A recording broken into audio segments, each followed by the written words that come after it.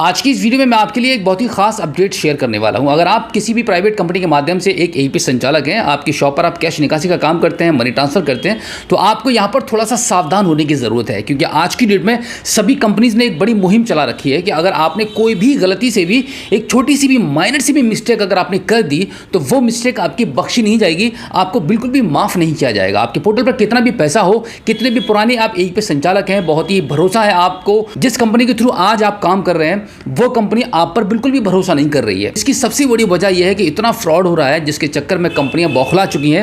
अब यहां पर आप कहेंगे कि आपने तो कभी फ्रॉड ही नहीं किया है, आपकी आईडी कैसे बंद हो सकती है? लेकिन यहां पर फ्रॉड वाली जो एक्टिविटी अनजाने अनजाने में हर आदमी कर देता है अपनी शॉप पर बैठकर, वो आपको कभी भी नहीं करनी है। पिछली वीडियो में भी यही जानकारी आपको दी गई थी। पिछली वीडियो में कुछ एईपी संचालक ने हमसे कमेंट करके ये पूछा था कि भाई हम तो बहुत ही जेन्युइन एईपी संचालक हैं, हमने कभी किसी के साथ फ्रॉड नहीं किया, अब हमें थोड़ा सा डर भी लग रहा है कि इस काम को हम कंटिन्यू आगे करें कि नहीं करें। तो यहां पर आपको मैं इसका आंसर ये देना चाहूंगा कि अगर आप जेन्युइन हैं और कोई भी रॉन्ग एक्टिविटी आपके पोर्टल से नहीं करते हैं तो आपको बिल्कुल भी चिंता करने की जरूरत नहीं है। आपका जो भी पोर्टल है, जितना भी बैलेंस मेंटेन रहता है, आप जो भी काम करते हैं करते रहिए, कोई बिल्कुल भी आपको डरने की जरूरत नहीं है। अगर आप अपनी जगह सही है तो लाख कंपनी आपका पोर्टल बंद कर दे, कितना भी बैलेंस आपका ब्लॉक कर दिया जाए, बट आपका कोई भी नुकसान होने वाला नहीं है। बाई चांस कोई भी कंपनी आपका पोर्टल को बंद कर भी देती है तो बस कुछ फॉर्मेलिटीज को पूरी करने के बाद वो पोर्टल आपका दोबारा से एक्टिवेट हो जाएगा। लेकिन यहां पर आपको एक बात बताना यह चाहता हूं कि आपको किन किन चीज़ों से परहेज रखना होगा, यानी कि आप काम करेंगे, काम करने के दौरान आपको क्या क्या मिस्टेक्स नहीं करनी है। सबसे पहले तो आप ये देख लीजिएगा कि आपकी शॉप पर आप रजिस्टर्ड मेंटेन करते हैं कि नहीं करते हैं। आपके यहाँ पर जितने भी लोगों ने ट्रांजैक्शंस किए हैं उनका कोई ना कोई प्रूफ आपके पास होना चाहिए। जैसे कि एक रिसिप्ट अगर आप प्रोवाइड कराते हैं कस्टमर्स को, उसकी एक रिसिप्ट कॉपी आपके पास भी होनी चाहिए, उसके सिग्नेचर भी आपके पास होने चाहिए। अगर ये नहीं करते हैं तो आपको कम से कम एक रजिस्टर तो मेंटेन करना ही पड़ेगा।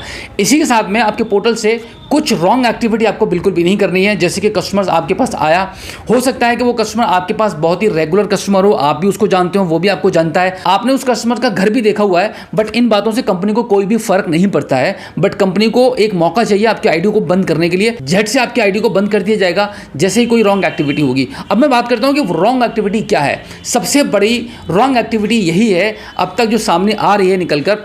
बहुत सारे लोग ऐसे हैं जो हमारे पास डेली कॉल कर रहे हैं, जो हमारे थ्रू जिन्होंने एईपी आईडी को ले रखा है, वो परेशान हो चुके हैं, भाई काम करते करते आईडी हमारी कैसे बंद हो रही है। तो जांच पड़ताल करने के बाद बात ये पता चली कि भाई वो जो आईडी उनकी कंपनी के द्वारा बंद कर दी गई है, वो उसका रीजन ये था कि वो एक कंपनी के नज़र में वो एक रॉन्ग एक्टिविटी कर रही थी। और वो रॉन्ग एक्टिविटी ये थी कि भाई आपके पास कोई भी ग्राहक आया, आपने उसका फिंगर लगाया, इनसफिशिएंट बैलेंस हो गया, उसने बोला कि फलानी बैंक से दोबारा से मेरा चेक कर लीजिए। आपने चेक किया, इंक्वायरी हो गई, आपने पैसा निकालने की कोशिश की, निकाल लिया, उसके बाद फिर से आपने उसका फिंगर लगाया, उसके बाद कस्टमर ने फिर बोला कि मुझे अब दूसरी बैंक से पैसा निकालना है। तो यहाँ पर आपको कस्टमर को ये गाइड करना होगा कि एक बार उसकी फिंगर लगी, किसी भी दूसरी बैंक से भी अगर वो पैसा निकालना चाह रहा है तो उसको आप बताइए कि भाई आधे घंटे के बाद आप फिंगर लगाइए। आधे घंटे का जब गैप हो जाएगा तो फिर आपका पोर्टल रॉन्ग एक्टिविटी में नहीं आएगा। यहाँ पर कंपनियाँ बहुत अच्छे से मॉनिटरिंग कर रही हैं सभी एईपी आईडी पर। अगर आप एक रॉयनेट के एईपी संचालक हैं, स्पाइस मनी चला रहे हैं, फिनो चला रहे हैं, आरएनएफआई चला रहे हैं, किसी भी कंपनी के एईपी संचालक हैं, हर कंपनी पर आपके ऊपर एक बड़ा सा खतरा मंडरा रहा है, बस आपकी एक छोटी सी गलती पर, जो कि आपको बिल्कुल भी नहीं करनी है। कस्टमर्स को गाइड करना शुरू कर दीजिए। अगर उसने 500 रुपये भी विड्रॉल कर लिए हैं, अब वो दोबारा बोलता है कि मुझे ज़्यादा पैसों की ज़रूरत थी, अब ऐसा कीजिए मेरा पैसा किसी दूसरी बैंक से आप 500 और निकाल दीजिए।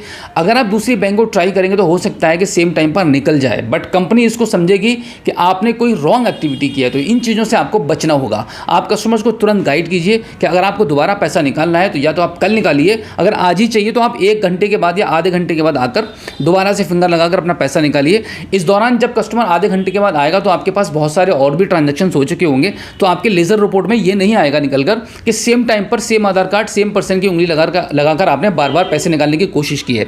तो ऐसा करेंगे तो आपका पोर्टल कभी भी ब्लॉक नहीं होगा, कभी भी पैसा आपका नहीं फंसेगा, कंपनी आप पर कभी भी डाउट नहीं करेगी। बस इतना ही आपको करना है। तो आज की इस वीडियो में जो जानकारी मैंने आपको दी है वो बिल्कुल प्रैक्टिकली है। उम्मीद करता हूं कि आज की इस वीडियो में जो जानकारी आपको मिली है आपको काफ़ी अच्छी लगी होगी। हमारी इस वीडियो को अपने दोस्तों में शेयर जरूर कीजिएगा। और अगर आप पहली बार आप हमारे स्मार्ट शॉप यूट्यूब चैनल पर आए हैं और अभी तक आपने हमें सब्सक्राइब नहीं किया है तो प्लीज़ एक बार सब्सक्राइब जरूर कीजिएगा और बेल आइकन भी प्रेस कीजिएगा। तो चलिए दोस्तों, मिलते हैं आपसे किसी और एक अगली वीडियो में एक नई जानकारी के साथ, एक नई अपडेट के साथ और एक नए जोश के साथ। तब तक के लिए जय हिंद।